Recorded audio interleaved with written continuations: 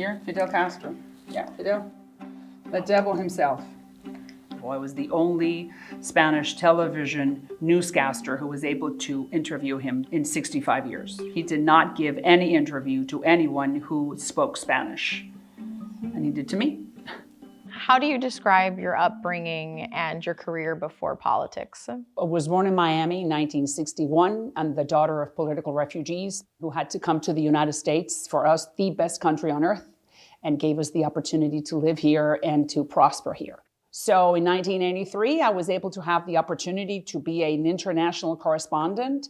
Spanish television was flourishing in the United States because you had so many Hispanics coming in, and it was a very captive market that very few people knew. I turned the viewers into voters, and I knew my community very well. And here I am, a member of Congress, one of 435, representing the Cuban Exile community in Miami. And where's the regime today? How would you describe it? It's after 65 years because of the inaction and the lack of leadership from the United States. What JFK installed as the economic embargo, now Trump is really implementing that embargo. How are you navigating with your constituents who still have family in Cuba? What are you saying to them as they grapple with what's happening? I think they know that we are at the end and that this is the moment of explosion, and that the sheriff at the White House will definitely finish the job, because now the Cuban regime is just hanging by a thread. How do you compare the situation between Venezuela and Cuba? Would you like to see happen in Cuba similar to the steps we're seeing now in Venezuela? Well, the difference between Venezuela is that the Venezuelans have had communism for only 25 years, and before that they had a stable democracy, so they remember what democracy looks like.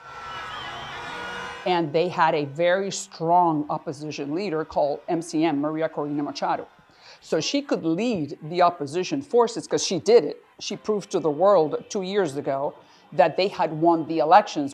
Unfortunately, in Cuba, because the regime is so evil, every opposition leader throughout 60 years, they have either put them in jail or they have killed them. We know so many of them. I covered many of them while I was on television.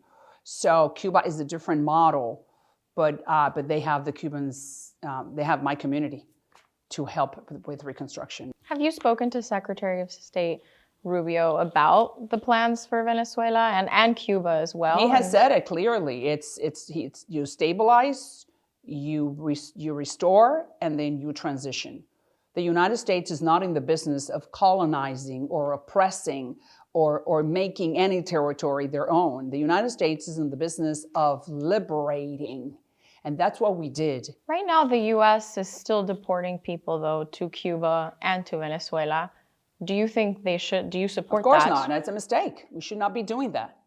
We should not. How do you feel that President Trump is handling immigration? I think that Trump could be for immigration what Lincoln was for slavery. Immigration has not been able to be fixed for the last 40 years. This country needs to start a national conversation as to what are we going to do with those people who during 40 years, right, have been able to come in illegally? Yes, illegally. They broke the law, but stayed in the United States. These are human beings, right? Stayed in the United States, had American children, have been working in 3 key industries called agricultural, construction, and hospitality, which are 20% of our GDP. So what do I want to give to you? Just come out of the shadows and I'll give you never path to citizenship. You are not going to be American. I am not going to give you any federal programs. I am not going to allow you to use our healthcare system. You have to pay for your crimes. You have to pay a fine. You have to give me 1% of your salary. And then I'm going to give you the dignity status. It's not amnesty, it's dignity. It's not amnesty, it's dignity.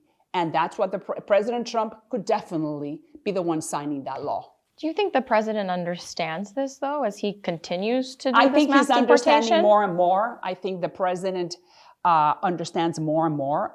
We're making some inroads in the White House.